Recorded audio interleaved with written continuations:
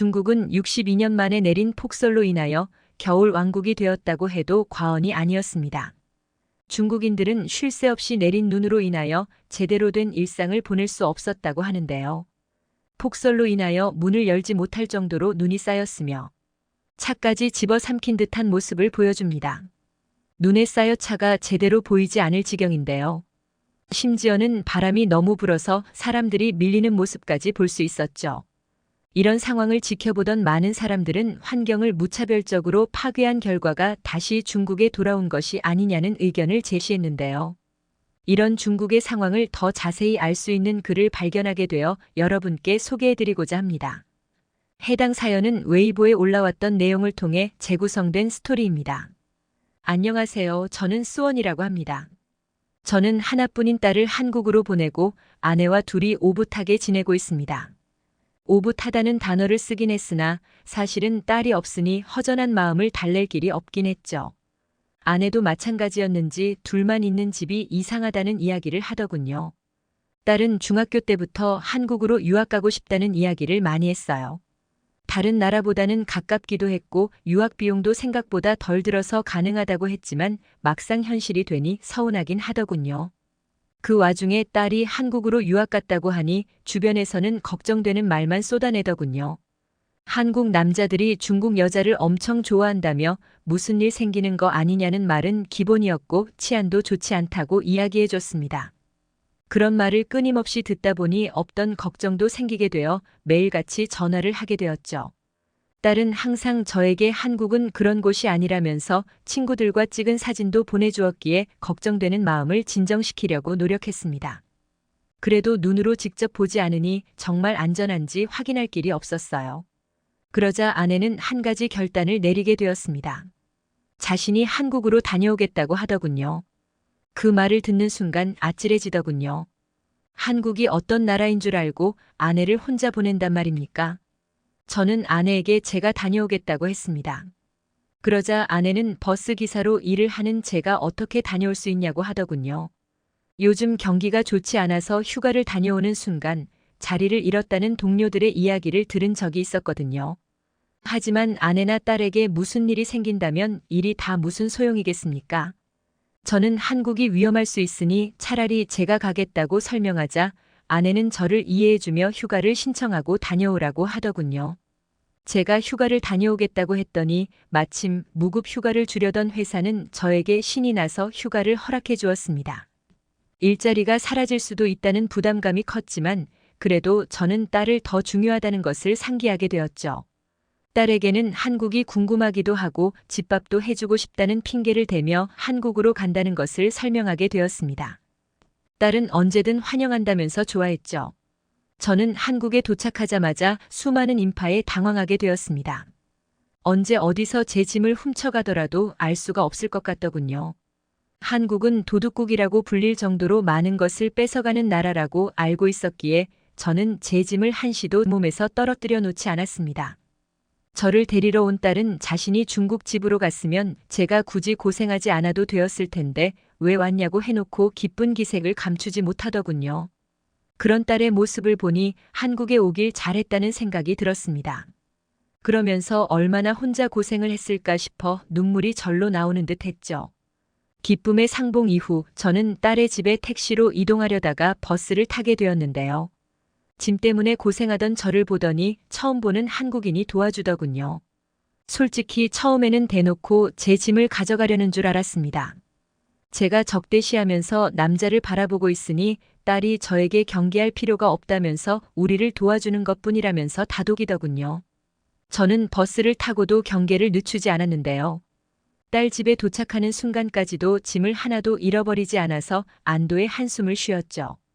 딸은 자신도 처음에는 긴장했으나 한국에서는 물건을 잃어버릴 수는 있어도 타인에 의해 훔쳐가는 경우는 흔치 않다고 하더군요. 그리고 그 말은 사실이었습니다. 딸과 한국을 여행하는 동안 제 물건이 단 한 번도 사라진 적이 없었죠. 덕분에 저는 딸과의 시간에만 집중할 수 있었습니다. 딸은 저를 위해서 한국의 많은 곳을 보여주었습니다. 제가 죽을 좋아하니 알아뒀다는 맛있는 죽집부터 옛 풍경이 가득한 경복궁, 아름다운 야경을 볼 수 있는 남산타워까지 특히 놀랐던 것은 밤 늦은 시간까지 거리를 돌아다니는 사람들이었습니다. 물론 중국도 늦은 저녁까지 거리를 다니는 사람들이 많았어요. 하지만 달랐던 점이 있었습니다. 바로 학생들이 늦은 저녁에도 돌아다닌다는 사실이었죠. 딸은 확실히 한국이 학구열이 높은 것 같다면서 늦은 시간까지 공부를 하고 돌아가는 행렬이라고 하더군요. 그 말은 늦은 시간까지 아이들이 돌아다닐 정도로 치안이 좋다는 것인데 한국의 치안을 의심하던 주변인들이 떠올랐죠. 그러면서 저 혼자 한국에 온 것이 아내에게 미안하게 느껴졌습니다. 딸이 저를 위해서 많은 일을 한꺼번에 해서 그럴까요? 제가 중국으로 돌아가기 이틀 전 아침부터 딸은 열이 펄펄 났습니다. 집에는 그 어떤 약도 구비되어 있지 않더군요. 저는 가까운 약국에 달려가서 손짓 발짓에다가 어플까지 써가면서 감기약을 구매해 딸에게 먹였습니다. 하지만 열은 내릴 생각이 없었고 저는 바깥으로 나가 택시를 잡으려 했죠. 전날부터 이어지는 폭설 때문인지 택시는 잡힐 생각을 하지 않았고 저를 무시하고 지나가기만 했습니다. 눈앞이 깜깜해지던 그때 버스 정류장이 가깝다는 사실을 기억해내고는 억지로 딸에게 두꺼운 외투를 입히고 끌고 가다시피 버스에 올라탔습니다. 그렇게 1시 바삐 병원으로 가는 도중 갑자기 버스가 멈춰서더군요. 폭설이 많이 내렸던 탓에 차가 멈춘 것 같았어요. 이러다 무슨 일이 나는 것은 아닐까 심장이 쿵쾅거렸습니다. 이럴 줄 알았으면 버스를 타지 말걸, 그냥 집 근처에 있는 아무 병원이라도 데려가는 건데. 제가 이런 생각으로 머리가 마비되어 있을 무렵 승객들이 술렁거리더니 일제히 자리에서 일어나더군요. 솔직히 어떤 일이 일어나고 있는 것인지 알 수 없었어요. 어느 순간부터 자기들끼리 이야기를 하더니 그렇게 눈이 많이 내리는 도로 한복판에서 내리기 시작하더군요. 저는 그게 얼마나 위험한 행동인지 알고 있었습니다. 제가 현직 버스 기사이기에 도로 한복판에서 내린다는 것은 다른 자동차와 승객이 부딪혀 큰 사고로 이어질 수 있는 일임을 알고 있었거든요. 그 와중에 버스 기사는 아무런 제지도 하지 않아 더 당황스러울 따름이었습니다. 한편으로는 이런 상황에서 제지하다가 사고라도 나면 고소를 당할까봐 그러는구나 싶어서 공감을 하게 되었죠. 하지만 그런 여유를 부릴 시간이 없었습니다. 딸이 열을 나니 답답한 심정이 들더군요. 저는 딸에게 잠깐만 기다리라고 하고는 저도 남들처럼 바깥으로 나가게 되었습니다. 그리고 제가 본 광경은 정말 생전 처음 보는 광경이었어요. 폭설로 제대로 가지 못하는 차들을 버스에서 내렸던 승객들이 밀어주고 있더군요. 말도 안 된다고 생각했지만 그 광경을 직접 눈으로 지켜보고 있었기에 믿지 않을 수 없었죠. 그렇게 저는 사람들의 모습을 지켜봤습니다. 어디서 나타난 것인지 모르겠지만 길거리에 어떤 사람은 흙을 삽으로 퍼서 눈 내린 도로에 뿌리고 있었습니다. 하얀 가루를 뿌리는 사람들도 있었는데 염화칼슘이라고 하더군요. 그렇게 시간이 걸리기는 했지만 정체되었던 도로가 정상적으로 돌아가는 모습을 확인하게 되었죠. 덕분에 병원에 무사히 도착하게 되었고 딸이 몸살 감기에 걸린 것이라는 것을 알게 되었습니다. 링거를 맞고 겨우 웃어 보이는 딸을 보면서 저는 조금이라도 마음을 가라앉힐 수 있었죠.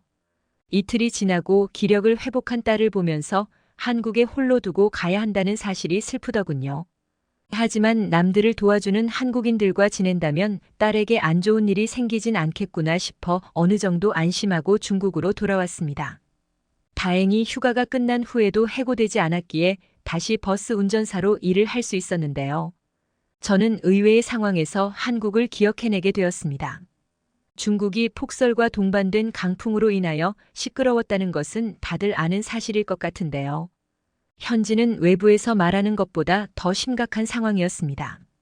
냉장고보다 바깥이 더 차갑다는 말을 할 정도였으니까요.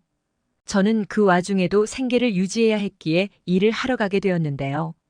도로가 빙판이라서 전진하는 것 자체가 어려워 운전이라는 것 자체가 가능한 것인지 의심하게 될 정도였습니다. 그래도 안전을 위해서 행정부에서 곧 움직여줄 것이라 생각했는데요. 전혀 그런 일은 존재하지 않았습니다. 제설 작업 자체가 안 되다 보니 교통체증이 심해졌죠. 하지만 그렇다고 하기에는 자동차가 도로에 너무 줄지어 서 있었기에 무슨 상황인지 파악하기 위해 버스에서 내리려고 했는데요. 문득 제가 내리면 승객 중에 누군가가 버스를 탈취할 수도 있다는 생각이 들었습니다.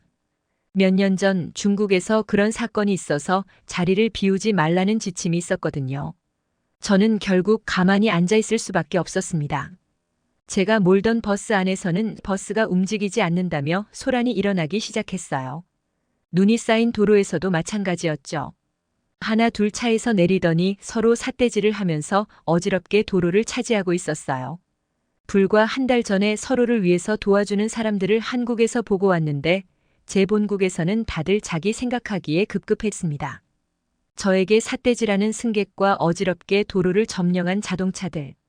그 사이에서 저는 한국을 그리워하고 있는 저를 발견하게 되었습니다.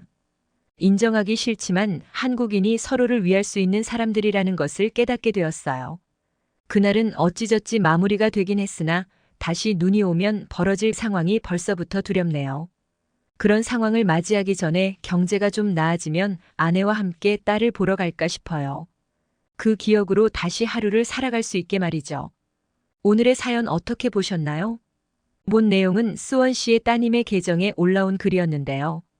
따님은 아버지가 경험했던 일을 사람들에게 알려주고 중국도 서로를 배려하는 사회가 되었으면 좋겠다고 마무리를 하셨습니다. 하지만 중국에는 배려라는 단어가 없기 때문일까요? 지금은 해당 글이 삭제가 되었는데요. 수원 씨와 따님에게 아무 일이 없기를 바라면서 배려라는 단어가 생기는 중국을 기대해 보겠습니다. 앞으로도 새로운 소식과 사연을 전해드리는 클립 뉴스가 되겠습니다. 감사합니다.